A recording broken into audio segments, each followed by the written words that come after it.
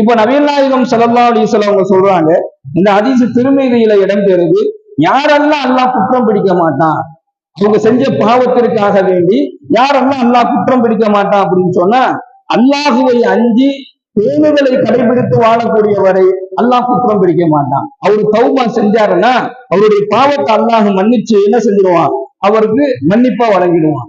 இரண்டாவது, மோசடியிலும் சூழ்ச்சியிலும் ஈடுபடாத ஒரு மனிதர், யாரையும் மோசடி செய்யாம யாருக்கும் சூழ்ச்சி செய்யாம அந்த இந்த நிலையில ஈடுபடாமல் இருக்கக்கூடியவரை அந்த மனிதரை என்ன செஞ்சிட மாட்டான், குற்றம் பிடிக்க மாட்டான்.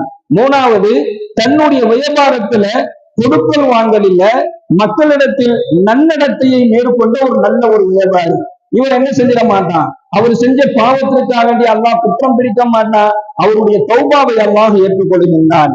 அடுத்து நாலாவது, சத்தியத்தின் மீது நிலைத்து